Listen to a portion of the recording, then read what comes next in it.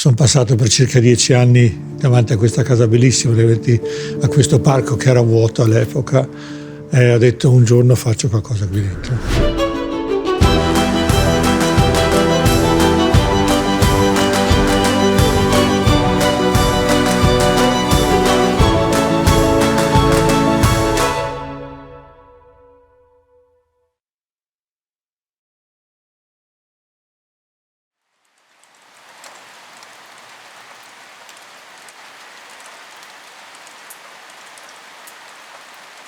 Il ristorante Atelier nasce perché proprio è l'amore per la casa, è l'amore per l'unicità della casa, proprio per il posto, per l'ambiente.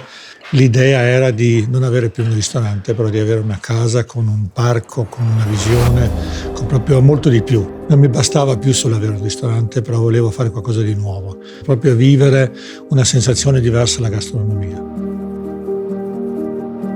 La casa qui nasce nel 1800, fine 1800, ed è una casa che ha tanta storia. C'è storia perché nasce da chi ha creato questo ranificio bellissimo con i Loden, poi soprattutto negli ultimi 20 anni c'era qui Josef Zoderer, un scrittore altoatesino molto importante che non ha vissuto qua, ha scritto qua, ha lavorato qua durante il giorno. Tutte le pareti quando siamo entrati erano attaccati dei libri che lui scriveva, perché scriveva tutto a mano, poi l'attaccava alla parete. Prendi questa sensazione di casa e poi devi costruire attorno. Cioè, è molto importante l'acustica, per quello lì abbiamo lavorato moltissimo con le stoffe della Mosmer, che sono delle stoffe fantastiche, così hai un'acustica che veramente rispetta la casa, che tu puoi stare seduto al tavolo, puoi stare seduto in cucina, parlare. La luce, molto importante.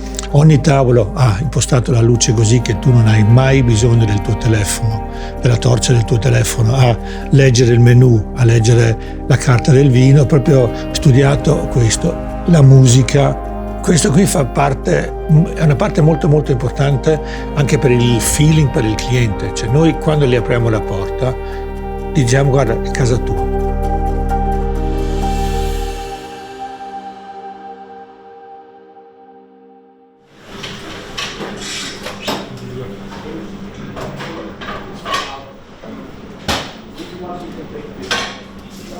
Per me guidare l'NN Group è innanzitutto una bellissima opportunità perché abbiamo da fare con tanta gente super giovane, super talentuosa e dall'anzitutto ovviamente anche una grande responsabilità perché ormai siamo un gruppo di almeno 80 persone, quindi ovviamente siamo responsabili per la crescita di queste persone non solo dal punto di vista professionale ma dal punto di vista anche a livello umano. Per questo per noi è una grande anche sfida e vorremmo essere veramente molto anche vicino ai giovani ragazzi per dargli proprio tutto quello che hanno bisogno per crescere insieme con noi. La mia vita non è Italia, non era l'Italia all'epoca, oggi sì, oggi vivo l'italianità al 100%, ho lavorato a Tokyo, ho lavorato a New York, ho lavorato a San Francisco, ho lavorato a Londra, e tutto quello che io ho imparato in questi paesi qua l'ho portato nelle Dolomiti. Poi soprattutto anche il passaggio da San Cassiano, da Sant'Ubertus, dove veramente è stata scritta una grande parte della storia, portarlo qui a Brunico, all'Atelier Mosmer, dove venire Kofler, è una cosa fantastica. Poi oggi siamo in 5 al mondo di cuochi che siamo riusciti a prendere 2 volte 3 stelle Michelin in posti diversi. Ho chiesto alla gente, scusa, ma di New York perché vieni qua? Da Tokyo perché vieni qua? Da Londra perché vieni qua? La risposta era sempre uguale: vengo qui per le Dolomiti, vengo qui per le montagne, vengo qui per la bellezza del paesaggio e vengo per il cibo. E così dopo 3 mesi mi sono reso conto, ma forse mi sono seduto e ho detto, ma forse sbaglio io qua. E così ho riflettuto e così nasce la filosofia di Cook the Mountain. Cook the Mountain nasce nel 2008, cioè oggi, se parliamo oggi, è un progetto vecchio, però è un progetto più attuale che mai, più rispettoso che mai e più moderno che mai.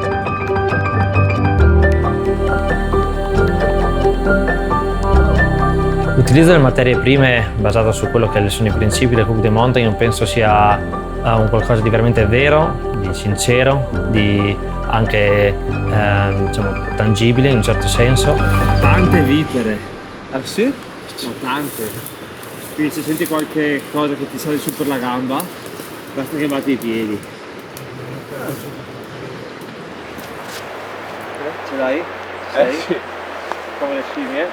Pronto? Dov'è tu fuori?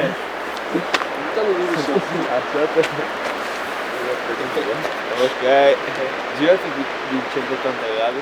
Per noi, credo dopo tutti questi anni, questo fatto di sostenibilità, che alla fine si parla di rispetto della natura, non si decide niente di quello che dobbiamo fare, dobbiamo solo aprire gli occhi, capirla, cerchiamo di interpretarla un po' a nostro modo, cerchiamo di ascoltarla, assaggiarla. Allora, queste sono le foglioline del ribes nero in questo caso, quindi quelle più piccoline, che sono veramente molto balsamiche e sono anche non fibrose, dato che abbiamo raccolto solo quelle piccole come si può notare. Sono messe in una soluzione acetica, così a prendere tutti i propri oli essenziali all'interno, così andiamo a utilizzare sia la parte della foglia che anche la parte del liquido.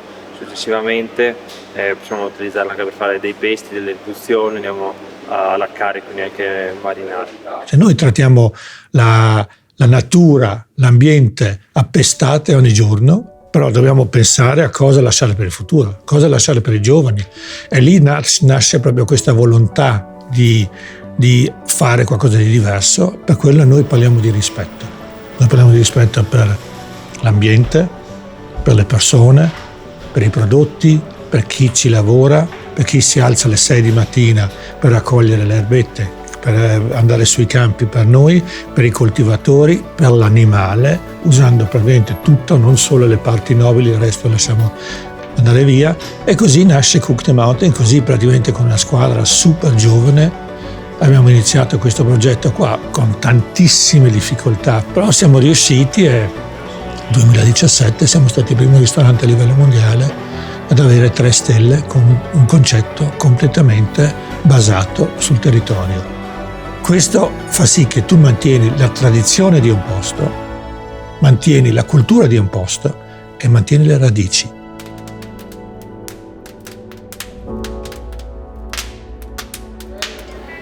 Sono amici, clienti abituati. Il servizio nell'atelier Mösme Norbert Niederkofler è un servizio molto preciso. Noi vogliamo sempre fare un servizio sincrono, per esempio un tavolo in 2, serviamo in 3. Per noi è molto importante questa perfezione di fare un servizio veramente preciso. La cosa ancora più importante deve essere un servizio anche dove si diverte l'ospite. Solo il preciso da solo, nessuno si sente a casa. In generale, una delle cose più importanti nel servizio dell'atelier Mösme Norbert Niederkofler è il sentire a casa. Questo per noi è la cosa più importante.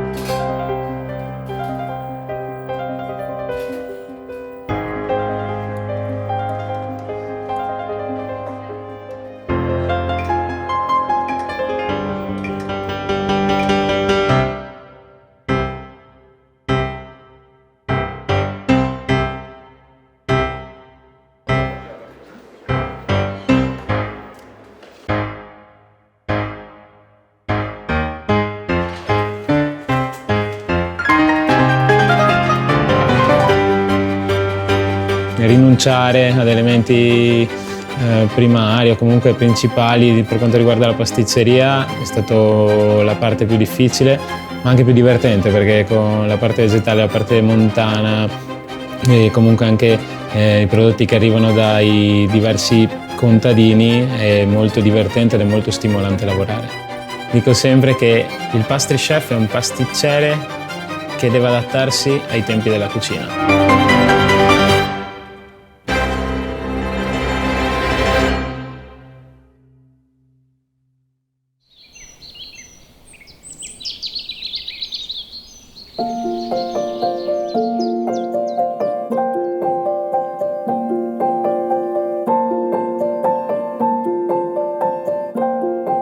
Per aprire l'osteria di Hansi Zollfer siamo partiti da uno studio delle tradizioni quindi usi e costumi soprattutto contadini dell'Alto Adige.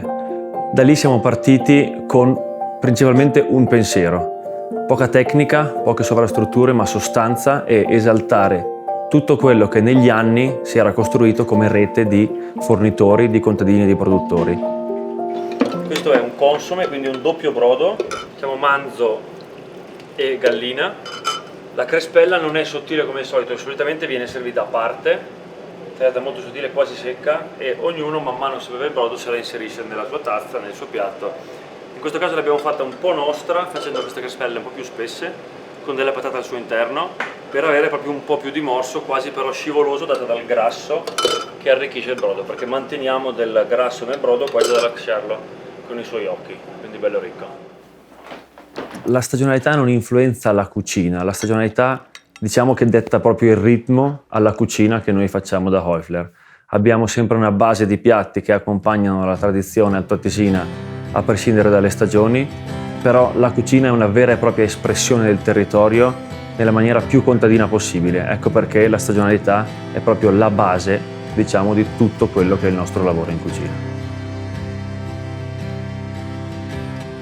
Il modo come gestiamo tutte le esperienze qui all'Ansiz Häufler è molto legato alla storia della casa. Non possiamo evitare e non vogliamo evitare il fatto che qui si tratta di una casa che nasce dal 1578, al Rinascimento. Siamo privilegiati che abbiamo un ambiente autentico, storico. Per me accogliere ospiti all'Ansiz Häufler vuol dire non solo fare un check-in, è un modo di accogliere le persone sincero, genuino, con un sorriso sempre sulla faccia. L'Ansiz Häufler praticamente è un progetto già completo in sé, ma quando prendi in mano un progetto così, che ha talmente tanta storia, li devi adeguare tu. Io sapevo dal primo momento cosa dovevamo fare qua, come dovevamo impostare la gastronomia, e per questo è diventato proprio un tipico Wirtshaus, come si dice da noi, un'osteria del paese, e infatti abbiamo scelto proprio sia la qualità del mangiare che la qualità dei prodotti, della materia prima è uguale a quella dell'atelier. L'esperienza che vorrei che le persone vivano entrando dentro la nostra osteria è appunto di sentirsi a casa, quello sicuramente, e però anche di riuscire a lasciare quello che sono i problemi comuni della giornata o della vita al di fuori. Quindi entrare dentro con amici, familiari o anche da soli, anche solo magari 2 ore, quello che può essere il pranzo, la colazione, la cena, e riuscire a dimenticarsi di tutto. Il mio grande desiderio è che gli ospiti, quando vanno via qua, si portassero via la pace che hanno vissuto qua. La qualità, la gentilezza anche dei nostri collaboratori, è proprio questo silenzio, questa voglia, soprattutto la voglia di ritornare e di ripassare delle giornate proprio in silenzio, in tranquillità, godendosi questo posto meraviglioso.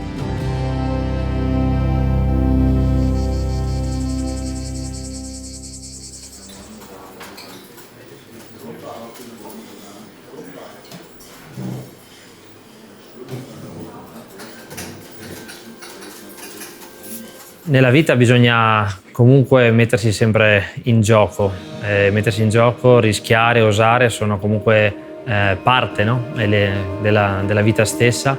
Penso che sia uno degli elementi fondamentali nel nostro lavoro, soprattutto per i giovani. Nel dolce, seppur si vada sempre di più sul vegetale, la tendenza anche alla golosità, quindi anche il cliente cerca un qualcosa di goloso, un qualcosa di divertente, e tante volte non si può usare troppo per poi rischiare di venire meno a questa caratteristica. Penso tanto, però quando prendo la decisione lo prendo. E lì poi non c'è più destra o sinistra, però ho bisogno di tempo, valuto, vedo. Sono ogni tanto anche molto insicuro, molto di no, ma di qua di là, però nel momento che ho preso la decisione la prendo e vado. Secondo me quello lì è il successo di non guardare più a destra e a sinistra.